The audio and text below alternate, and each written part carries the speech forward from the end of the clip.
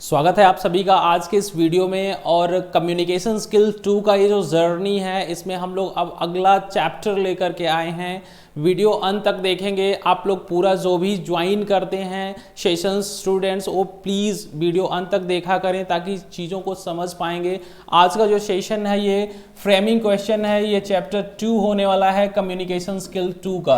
Communication skill 2 जो पूरे UP में आप जानते ही हैं कि 4th सेमेस्टर के स्टूडेंट्स, हर ब्रांच के स्टूडेंट्स इसको पढ़ते हैं। तो framing question is going to be an important chapter for you and this chapter you have to study at the end. Okay, so this is I think going to be very important for you. I think सारी चीज़ों को आप लोग समझे भी होंगे और चीज़ों को you might have understood one thing that जो मैंने पीछे के चैप्टर्स में पढ़ाए हैं। चलो देखते हैं, बात करते हैं कि इसमें क्वेश्चंस कैसे बनेंगे। जैसे कि अगर हम बोलें कि he has lost her purse, okay, तो यहाँ पे मुझे लगता है कि ये जो क्वेश्चन, ये जो आपका क्वेश्चन है इस फॉर्म में तो मिल जाएगा आपको परीक्षा में, लेकिन एक काम करने वाला है। मतलब कि यहाँ पर ये कह देगा कि इस क्वेश्चन को आप एक काम करो, ये असर्टिव में है, इसको क्वेश्चन में बना दो।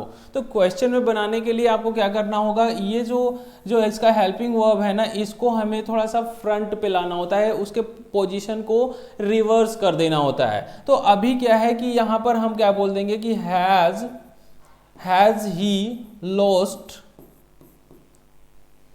हर पर्स।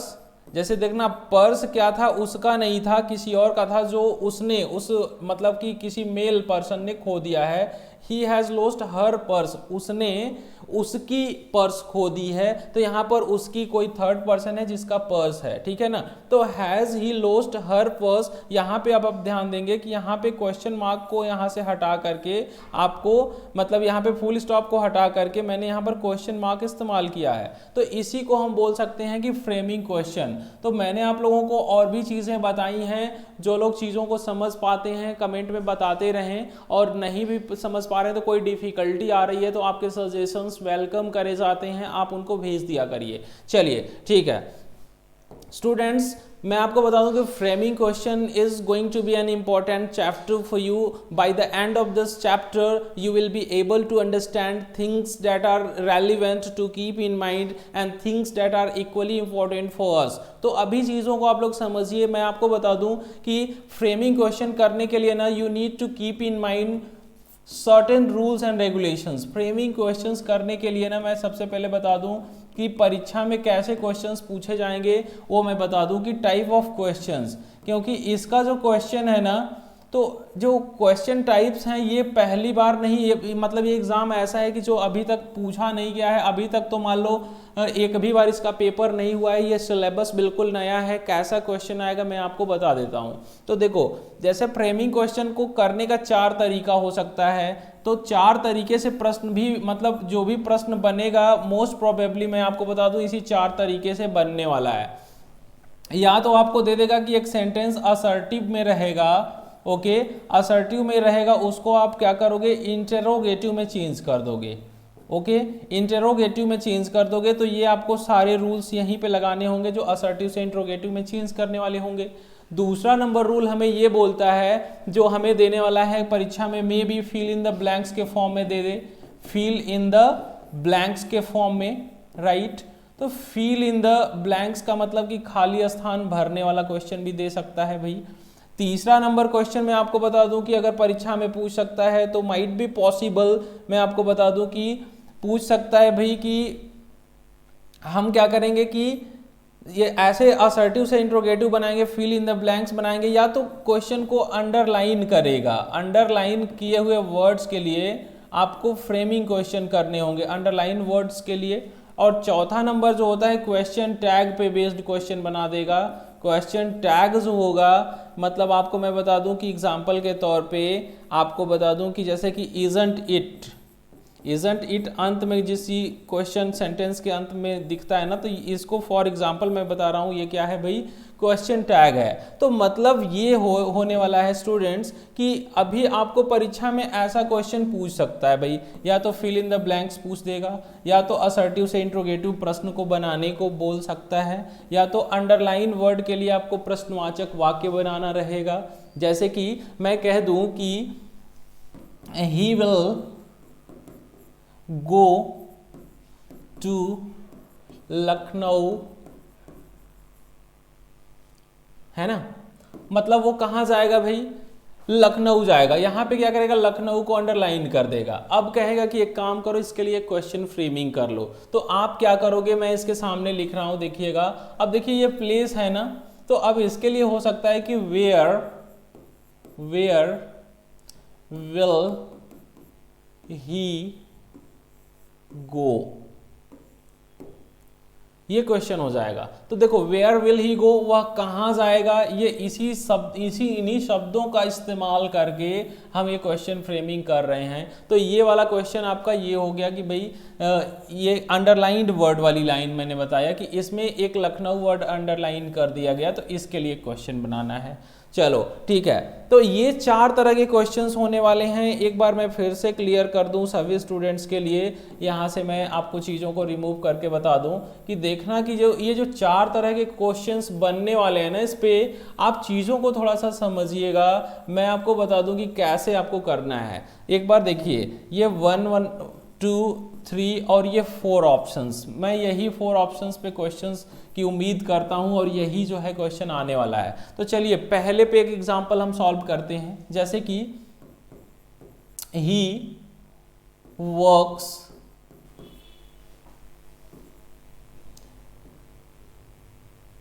हियर, मतलब वह यहाँ काम करता है, ये असर्टिव में है। तो यहाँ पे इसको अगर हम बदलेंगे तो देखिएगा ये एस लगा हुआ है, यानी कि ये प्रेजेंट इंडेफिनिट टेंस का एक वाक्य होने वाला है। तो प्रेजेंट इंडेफिनिट टेंस के वाक्य को आप ऐसे कर सकते हो, जब इसके लिए जब हम इंट्रोगेटिव बनाते हैं तो अभी मैं रूल्स बता दूंगा। पहले ये असर्टिव से इंट्रोगेटिव वाला चल रहा है, देखिएगा तब क्या हो जाएगा, वेयर डज ही वर्क, वह कहाँ काम करता है। तो ये चीज़ें आप जैसे कन्वर्ट कर रहे हो ना, ये कहीं ना कहीं से सिमिलर मीनिंग एक कंटेन कर रही हैं। तो इन चीज़ों को आप लोग थोड़ा सा ध्यान दीजिएगा। चलिए, और जो भी आपको आंसर्स में दिक्कत आ रही है, पहले आप इसको एक बार समझ लीजिए। इस 4 तरह के प्रश्न परीक्षा में पूछे जाएंगे, कोई लड़का घबराएगा नहीं, आसानी से आप आंसर दे पाएंगे। या तो आप असर्टिव से इंट्रोगेटिव में बदलने को कह देगा, या तो आपको बोलेगा fill in the blanks. Okay, चलिए फिल इन द ब्लैंक्स पे एक बार हम बात कर लेते हैं। फिल इन द ब्लैंक्स में कुछ क्वेश्चंस ऐसे बनेंगे, ध्यान दीजिएगा। जैसे कि फॉर एग्जाम्पल, जैसे कि मैं बोलता हूं कि खाली स्थान, ये क्वेश्चन है मान लीजिए, है ना, डिड सी शे। देखिए यहां पर कुछ कहने की बात हो रही है, यहां पे प्लेस की बात नहीं हो रही है, जगह की बात नहीं हो रही है। तो हम क्या करेंगे कि व्हाट डिड सी से, अब व्हाट आपको डिसाइड करना है और लेकर के आना है। व्हाट डिड सी से, हम यहाँ पर वेयर डिड सी से करेंगे तो सेट ही नहीं हो पाएगा, उसने कहाँ कहा, तो ये उतना सुटेबल नहीं है। यहाँ पे व्हाट ज़्यादा सुटेबल है, तो व्हाट डिड सी शे, उसने क्या कहा। It's that okay. तो मुझे लगता है कि ये चीज़ें आप क्लियर कर पाए होंगे और आगे आते हैं। चलिए, तीसरा नंबर क्वेश्चन जो परीक्षा में भी पूछ सकता है, ये तो fill in the blank based था, यानी खाली स्थान में आपको एक क्वेश्चन वर्ड भरने को बोल दिया जाएगा। ठीक है, अंडरलाइंड वर्ड्स एक बार और ध्यान दे दो भाई। अंडरलाइन वर्ड के लिए कुछ वर्ड्स ऐसे पूछ लिए जाएंगे, फॉर एग्जाम्पल लेट अस सी, है ना। अंडरलाइंड वर्ड के लिए मैं आपको बता दूं क्या करेगा, जैसे कि he will come here tomorrow. भाई वो बोल रहा है कि वह यहाँ कल आएगा, he will come here tomorrow. तो यहाँ पे ध्यान दीजिएगा, टुमारो वर्ड अगर अंडरलाइन है तो इसका क्वेश्चन फ्रेमिंग अलग होने वाला है। अगर हियर अंडरलाइन कर देगा तो हियर के लिए यहाँ पर वेयर का यूज करोगे, टुमारो के लिए व्हेन का यूज करोगे। यहाँ पे प्लेस की बात करी गई है, यहाँ पर समय की बात करी गई है। जब समय की बात करी जाएगी तो आपको व्हेन लगाना होगा वाक्य को बनाते समय। जब प्लेस की बात करी गई होगी तो आपको प्रश्न को बनाते समय वेयर की बात करनी होगी, क्योंकि यहाँ प्लेस का चर्चा हो रहा है और यहाँ पे समय की बात करी जा रही है। और ध्यान ये दीजिएगा कि ये वाक्य जिस टेंस में है उसी टेंस में उसी हेल्पिंग वर्ब का इस्तेमाल करके आप उसको प्रश्नवाचक बना लीजिएगा। चलिए इसको भी सॉल्व करते हैं। यहाँ पे क्या करेंगे भाई, टुमारो अंडरलाइन है तो यानी के लिए इसके लिए व्हेन आएगा, तो व्हेन हमेशा इंट्रोगेटिव वर्ड्स वाक्य में सबसे पहले आते हैं, व्हेन। अब देखिए यहाँ पर सेम टेंस यही सेम हेल्पिंग वर्ब यूज करेंगे, when will he come here. Students आप बताइए, यहाँ पर देखिए क्वेश्चन मार्क ऐड हो रहा है। क्वेश्चन मार्क ऐड होने का मतलब ये हो जाता है भाई कि क्वेश्चन मार्क है यानी प्रश्नवाचक वाक्य बन चुका है। तो ये आपका क्वेश्चन जो है ना, ये प्रश्नवाचक वाक्य बन गया है। पहला लेटर कैपिटल जाएगा, यहाँ से लेके यहाँ तक आप लोग एकदम करेक्ट आप लोग आंसर लिखिएगा। This is what you need to keep in mind and this is the only way you can learn. और फ्रेमिंग क्वेश्चन कर भी पाएंगे, चीज़ों को थोड़ा सा समझिएगा तभी आप कर पाएंगे। चलिए चौथा नंबर ऑप्शन में लेकर के आता हूँ, क्वेश्चन टैग। क्वेश्चन टैग कैसे सॉल्व होते हैं dear students, they are going to be very easy if you have you know patience and you have I think interest in it to learn something new in life, so this is going to be very important for you। और मैं आपको बता दूं question tag based जो questions बनते हैं ऐसे बनते हैं। लेट अस सी, जैसे कि he is a teacher comma isn't he वह अध्यापक है ना। यहां पर देखिएगा जो isn't it मैंने भर दिया ना, यही क्या कहलाता है, क्वेश्चन टैग। तो ये तो मैंने उदाहरण के तौर पे आपको बताया, तो परीक्षा में क्या करेगा मैं आपको बता दूं कि इसको ये वाला जो पोर्शन isn't ही है ना, इसको करने वाला है रिमूव, और यहाँ पे आएगा आपके लिए खाली स्थान, यहाँ पे क्वेश्चन मार्क लगा देगा, ब्रैकेट में लिख सकता है भाई कि यहाँ पे क्वेश्चन टैग भर दो। तो क्वेश्चन टैग का इस्तेमाल तब करते हैं, मैंने कुछ पिछले सेशंस में भी बताए थे कि जब हम किसी चीज़ों को जानते रहते हैं और उसके लिए कंफर्मेशन एक मिनिमम टाइप का एक मार्जिनल एक क्वेश्चन पूछते हैं जस्ट फॉर कंफर्मेशन, मतलब किसी से कोई चीज़ कंफर्म करनी हो। जैसे मैं आपसे कहूँ कि क्या आप पानी पीते हैं ना, मुझे पता है भाई आप पानी पीते हो, बिना पानी पिए तो रह नहीं सकते। ओके, हम कोई ऐसे रेप्टाइल्स या कुछ ऐसे जीव नहीं हैं भाई जिनको पानी की ज़रूरत नहीं होती। तो मैं आपको बता दूं कि जो हम कंफर्मेशन के लिए बातें करते हैं जिनके अंत में है ना, था ना, होगा ना आता है, जैसे कि आप वहाँ गए थे ना, आप खुश हैं ना। अगर हम बोले कि आप अध्यापक हैं ना, मुझे पता है कि आप अध्यापक हैं, आप पानी पीते हैं, आप वहाँ गए थे, फिर भी एक कंफर्मेशन के लिए जब मैं बातें कहता हूँ तो उसी को बोलते हैं क्वेश्चन टैग। ये पूरा क्वेश्चन नहीं होता है बल्कि क्वेश्चन का एक टैग होता है, टैग मतलब टुकड़ा या हिस्सा, तो ये क्वेश्चन का टैग होता है। तो चलिए मैं आपको बता दूं कि यहाँ पर देखो ही जो है यही भाग करके यहाँ अंत में आने वाला है, तो यहाँ पे ही हो जाएगा। पहले बात को समझो, फिर अगर ये वाक्य पॉजिटिव है तो ये दूसरा स्टेटमेंट इसका निगेटिव होगा और यही हेल्पिंग वर्ब उठा करके यहाँ लाना होगा। तो इज का हम बता देंगे isn't he is a teacher, isn't he।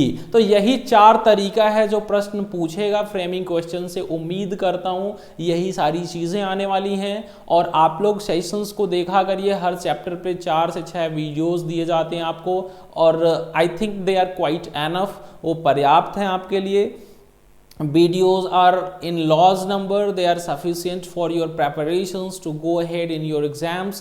और definitely मेरा जो experience है, the experience I have gone through and I have achieved with the passes of time, this is going to help you definitely। I'm looking forward to getting good response from all my students who are watching me online, who are taking sessions even live and even everywhere they are having sessions। So this is going to be very important students, I am here to teach you all the time।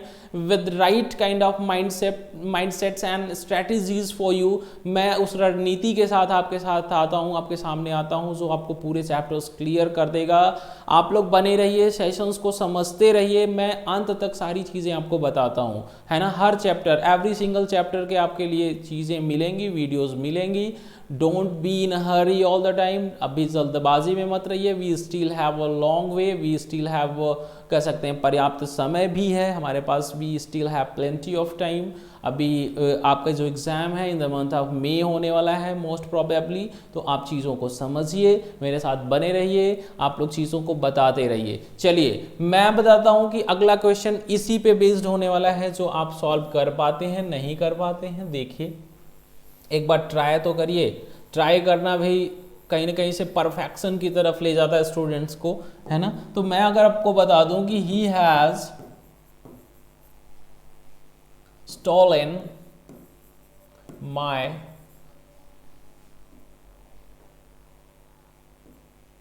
Book, उसने मेरी book चुरा ली है, ध्यान देना, है ना। यहाँ पे मैं फुल स्टॉप नहीं लगा रहा हूँ, यहाँ पर मैं क्वेश्चन टैग ऐड करने के लिए आपको बोल रहा हूँ। यहाँ पे ऐड कर दो question tag, is that okay.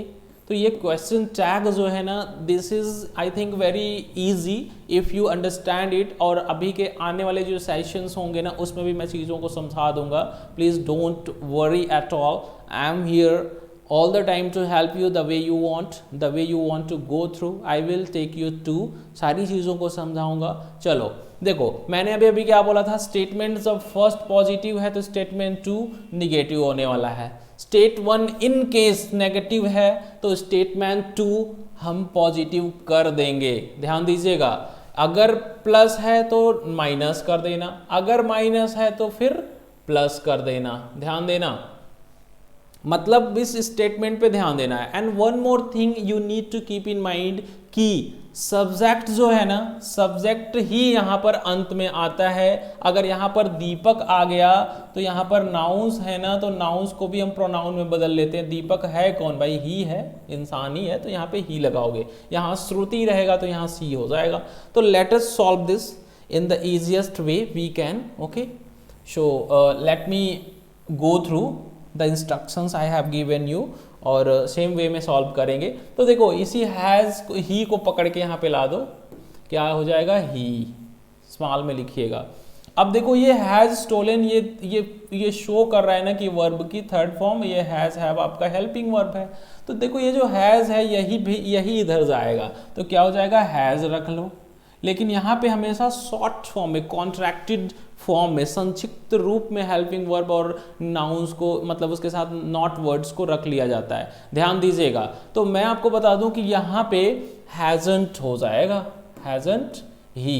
तो this is the right way of solving this kind of problem. You will have, you will take, you will find in your exams. जब भी पेपर सॉल्व करोगे, this kind of question will be right there on your question paper, और आप चीज़ों को solve करोगे तभी आप मार्क्स ले पाओगे। तो इससे भी काफ़ी अंक आपको मिलने वाले हैं परीक्षा में, ध्यान दीजिएगा।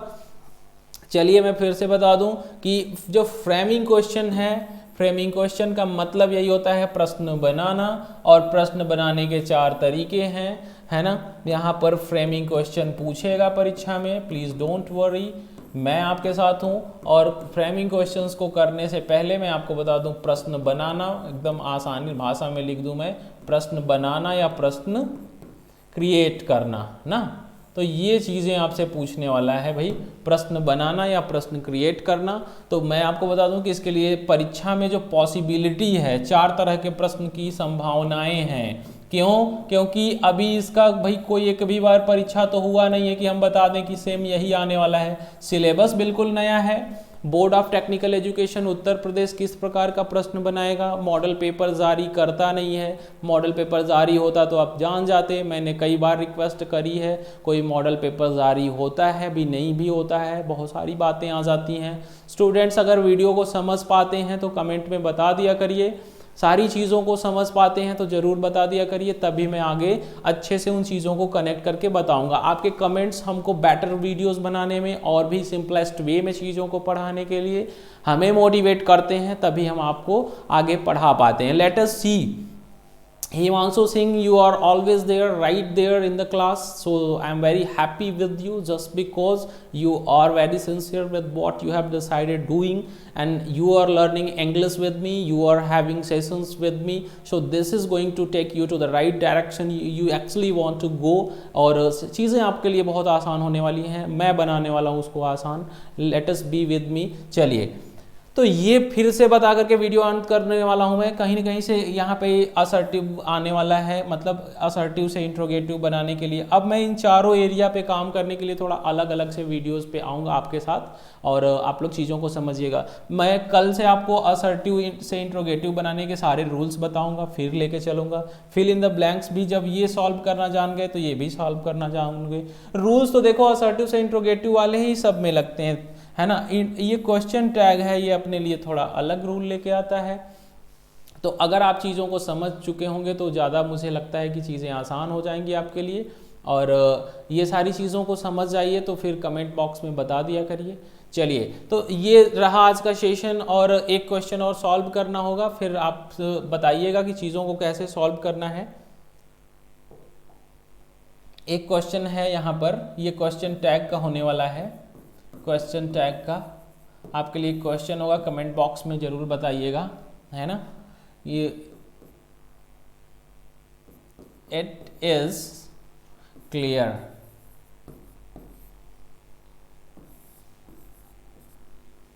यहाँ पर आंसर क्या होगा आप लोग बताएंगे फटाफट से, so that I can know actually यहाँ पर क्या होने वाला है. सारी चीज़ें आप लोग बता दीजिएगा क्या आंसर होने वाला है. ये क्वेश्चन टैग है भाई, क्वेश्चन टैग. क्वेश्चन टैग मैंने क्या बताया, क्वेश्चन टैग का मतलब जस्ट फॉर कंफर्मेशन. जैसे कोई चीज़ें, इसका हिंदी अर्थ हुआ, क्या हुआ, यह स्पष्ट है ना, यह स्पष्ट है ना. तो यहाँ पे ध्यान दीजिएगा, इट इज़ क्लियर. क्या आंसर होना चाहिए, वेरी गुड वेरी गुड. कुछ लोग बता रहे हैं isn't it, वेरी गुड. मुझे खुशी मिलती है जब आप सेशंस को एंजॉय करते हैं, सेशंस को देख करके समझ पाते हैं वीडियो को. तो ज़रूर आप लोग कमेंट्स में बताते रहिए, तब भी मैं कुछ कर पाऊँगा. जब भी मैं अपने एंड से, स्टूडेंट के एंड से मैं प्रॉब्लम्स को पाता हूँ, तो उस प्रॉब्लम को मुझे सॉल्व करना, मतलब मैंने अनुभव के थ्रू सीख रखा है, तो वो चीज़ें मैं आपको बताता हूँ. चलिए, आज के लिए बस इतना ही रहेगा सेशन में. मिलते हैं अगले वीडियो में. और एक आध दिन का अगर कोई गैप वैप आता है तो please don't mind. We are committed to giving you all videos, and we are committed to cover entire syllabus. सारी चीज़ें आपको निश्चित रूप से आपका सिलेबस की सारी चीज़ें कंप्लीट कराई जाएंगी. Thank you so much for watching this video. Thank you so much for being with me. I will be right back with a new concept, with a new video. Thank you so much for watching once again.